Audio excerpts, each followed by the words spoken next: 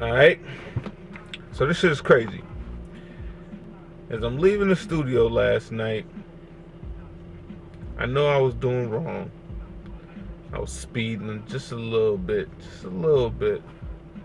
I was text messaging, trying to get in contact with some old female friends on the late night tip. Probably not the best thing to do in the world, but you know what I'm saying? I had just left the studio. I was feeling a certain kind of way. I was frustrated. Had a few drinks last night. And guess what happens to me? Ride down 85 South, 2:30 in the morning. Nobody on the roads, like just me and like two other cars for like 10 miles. And one of those other cars happened to be a state trooper. You know what I'm saying? So, as you know, in my natural motion, playing with my phone as I'm driving with nobody on the road, I'm not really paying attention to the things that are going on around me, which is, my bad. But I'm sending a text message, and normally I'm pretty swift with a text message. I got the whole swipe thing on my phone, the Android joint, and I could send a text message in a matter of seconds. You know what I'm saying? Less than 10 seconds. I could write a whole paragraph on that motherfucker.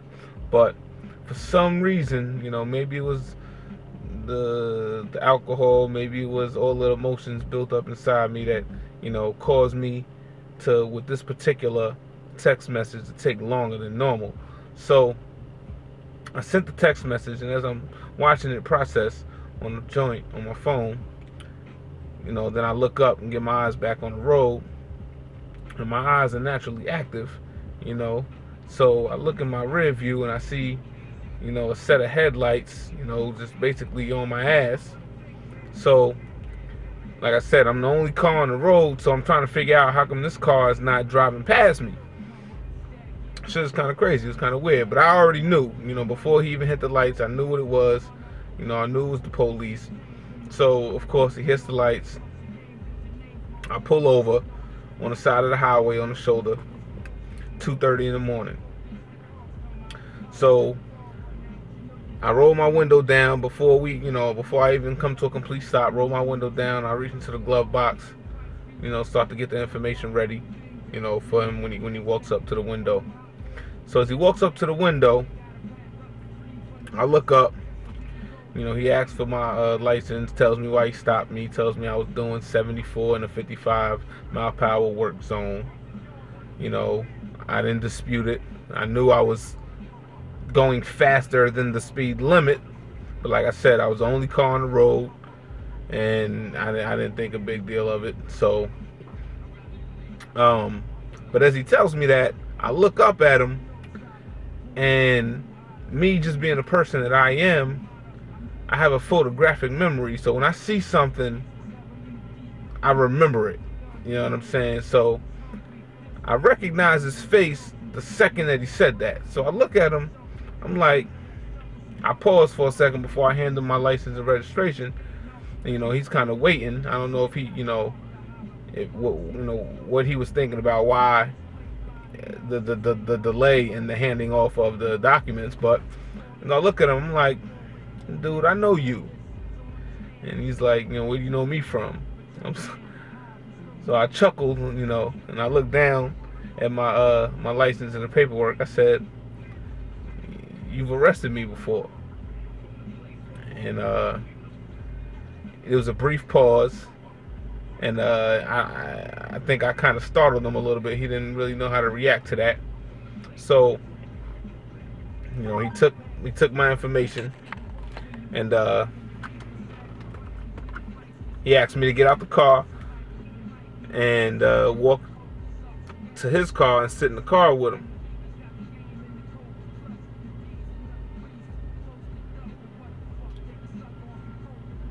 Just got a text message. But so I went and sat back in the car with him. I knew I had been drinking. So when I got in the car, his first question to me was, when was the last time you had a drink? And I told him, about an hour ago, 2 hours ago. Told him I was in the studio recording some music.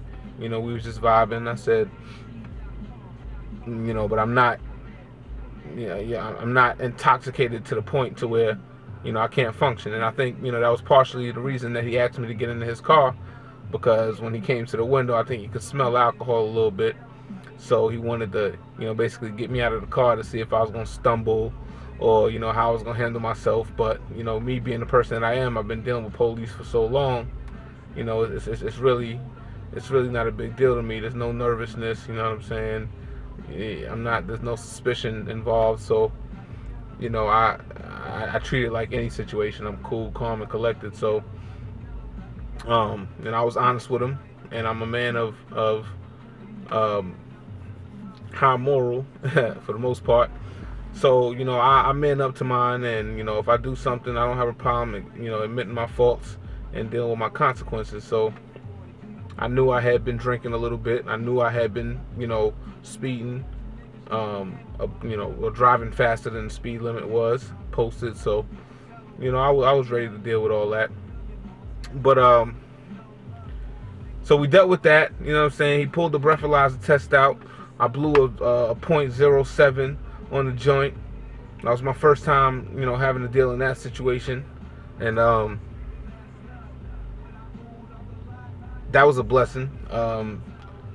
Fortunately for me in our situation, he didn't cite me for blowing the .07. He gave me a ticket for speeding, and then gave me a ticket for the window tint, which is crazy. But so that's what we dealt with last night after we left the studio after recording for 4.5, 5 hours. And not being able to get the record done completely, and it's just crazy. But so that's what it is right now. I'm a little bummed out by it. You know what I'm saying? I've been recording music for about 12 years now, and I've never really had a situation where I wasn't able to complete something that I started with music. So I never really had a hard time in the studio, and this being the very first situation. It just seems like a domino effect, for the whole month. We've been working so hard for the last 2 months to get this business up and running, and trying to create, all of this material and gather visuals together to put out into the world. It's just a little bothering that, the simple things, the things that we're used to and the things that we're good at are causing us problems at this point. So I was a little frustrated. Like I said, I had some alcohol in my system, and I'm a little bummed out by it. So that's what we're dealing with right now. It's April the 23rd. We still moving forward. You know what I'm saying? We still moving forward. We were recording 2 videos this week, 2 music videos this week. One for myself, one for Will Do Better. And still recording music. You know what I'm saying? We still moving forward with this. I reached out to a few people in attempts to assist or in the film production phase of our business of BoneHard Films. So it's just a matter of time. You know what I'm saying? We're not stopping. I'm not quitting. These little opposition things, these little obstacles, bumps in the road, it's not gonna make us stop. You know what I'm saying? Too strong for this. We built for this. You know what I'm saying? Life has never been easy. This stuff is, what we're used to for the most part. But, mentally, I'm kind of in a place where, I'm trying to figure out, I'm battling with myself, trying to figure out, why these things are happening to me when I'm, I'm moving so positive in my spirit. And